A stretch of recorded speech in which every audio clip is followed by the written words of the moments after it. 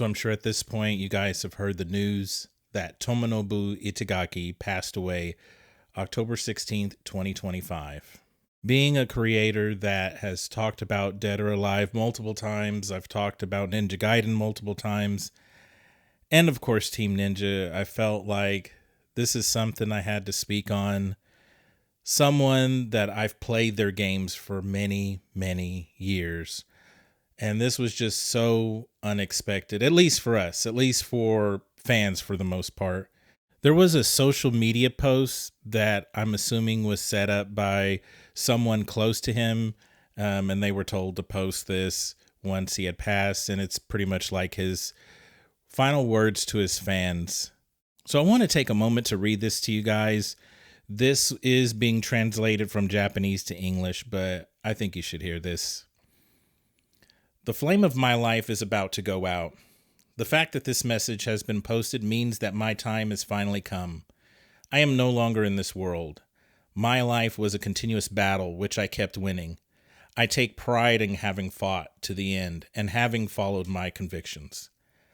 I have no regrets, but I am deeply sorry that I could not deliver new works to my fans. So it goes.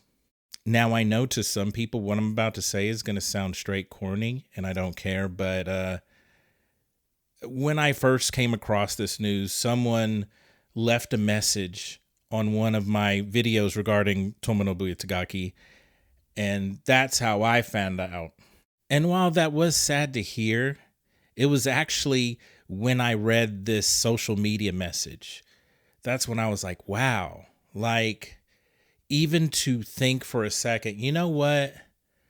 I'm going to leave a message for the people that aren't close to me, but I know enjoy the stuff that I do. And to me, I'm like, wow, that's beautiful.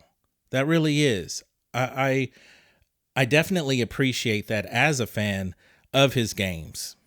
If you weren't around during that time, Tomonobu Itagaki was sometimes controversial because he was this very, like, not necessarily aggressive, but very blunt and straight to the point person.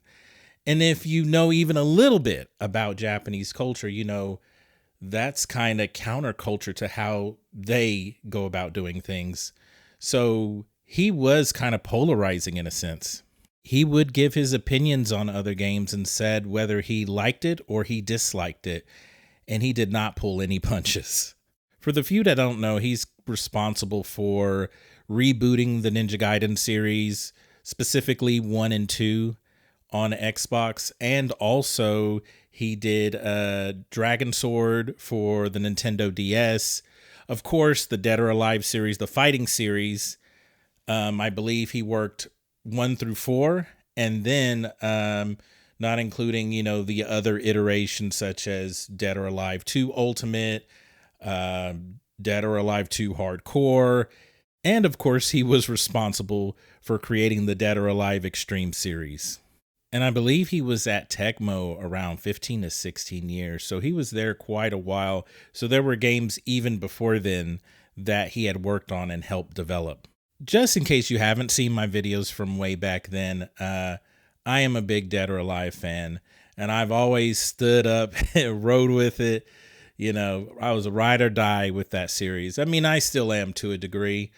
Things are certainly in a tizzy as of right now because, you know, we're in unknown waters, but I'm sure they're going to bring back Dead or Alive in time. And I definitely had my moments where, you know, because of the nature of Dead or Alive and that the women in Dead or Alive were really sexy, some people thought it was just exclusively fan service and that there was no skill involved in playing Dead or Alive. And I always challenged people on it. And no one ever really took me up on that challenge, but I was pretty much like, hey, and I'm speaking, by the way, purely to people that are not professional players, obviously.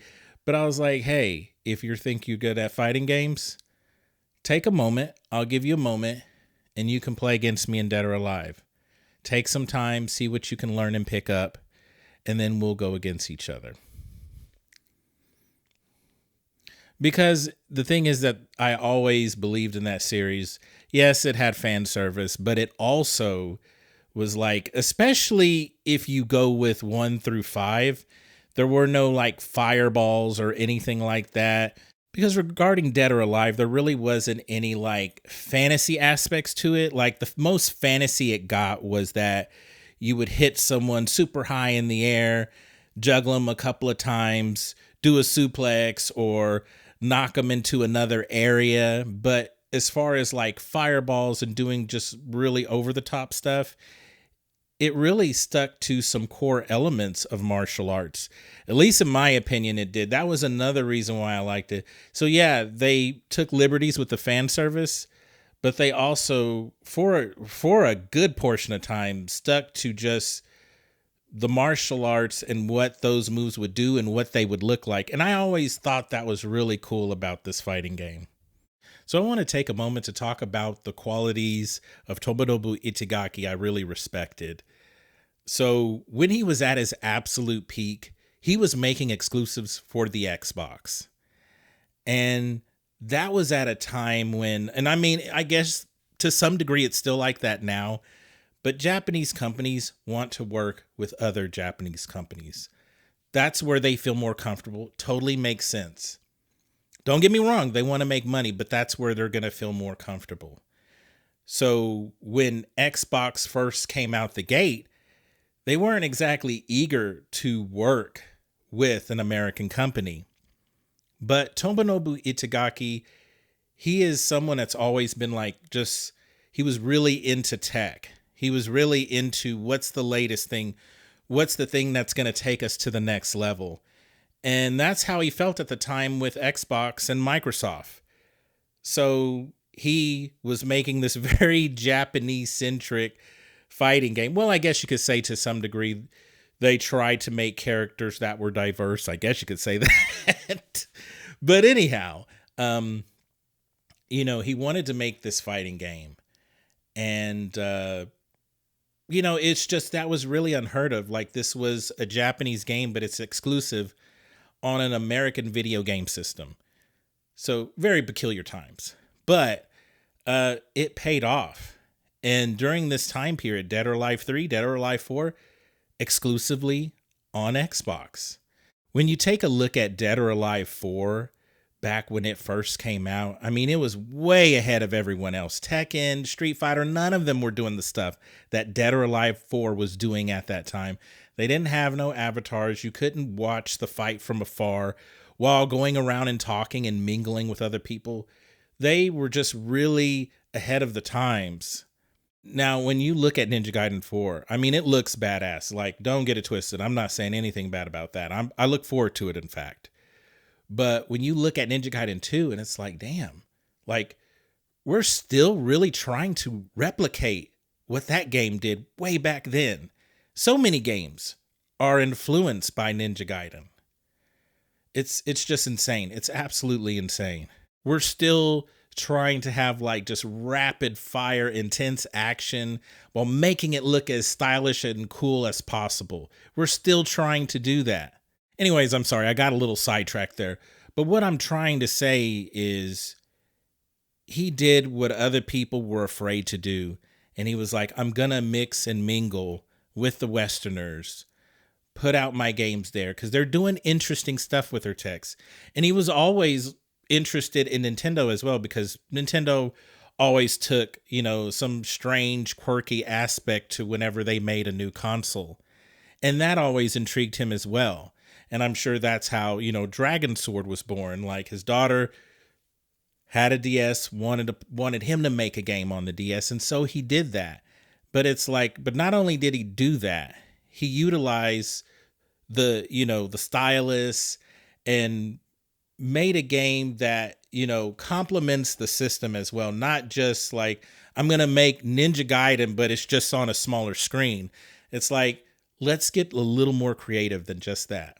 When you look at my older videos that people are commenting on, and people are like, oh man, well, Itagaki should do this or he should do that. Or man, if he just made another version of Ninja Gaiden, I saw someone say something like, I would buy him like as many shades as he wanted. And of course I had my own theories and stuff. And I was really hoping that Microsoft would accept his offer and work with him again. And unfortunately, it seems like all of the expectations and analyzing and coming up with theories on what he could or could not do and all that, it's now going to be put to rest, unfortunately. And we're not going to get any of those things. You know, one thing I kind of regret, and I'm going to try to keep this short and sweet, is that I did not purchase Devil's Third when I had the chance. I had a Wii U, and the long story short, as you guys also know, another Koei Tecmo thing, I am a big Fatal Frame fan. That was the reason why I got a Wii U. And so as a result, I had been thinking for a while to check out Devil's Third. But then at that time, I let the reviews get to me. And I didn't check it out. And I just said, oh, I'll worry about it later. And now I'm like, I'm going to have to go through alternative methods in order to play it. After Devil's Third, he kind of stepped away.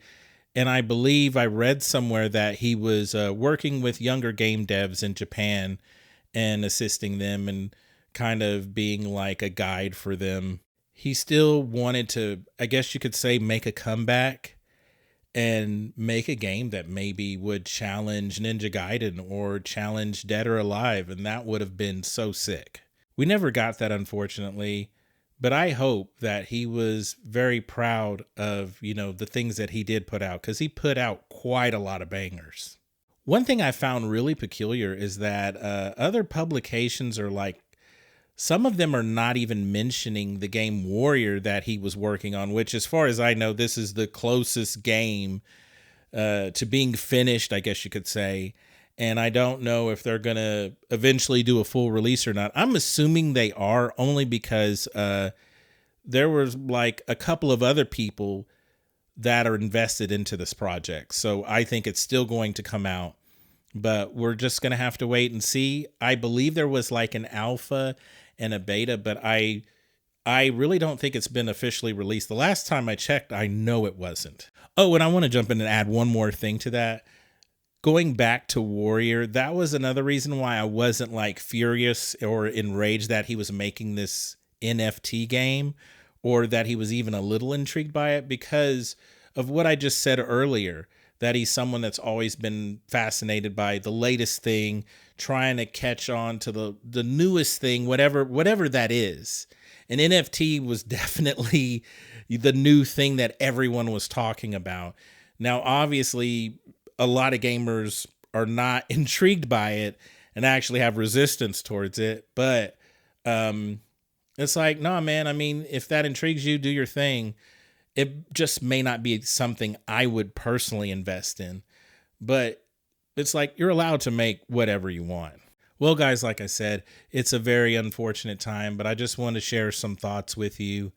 Please let me know down in the comments if you are interested in talking or discussing Warrior here, or in fact, if you have played it or you've been a part of the alpha or the beta, please let me know down in the comments. I'm very curious to just hear if it's interesting, if, you know, to what degree do you have to engage with the NFT aspect of it?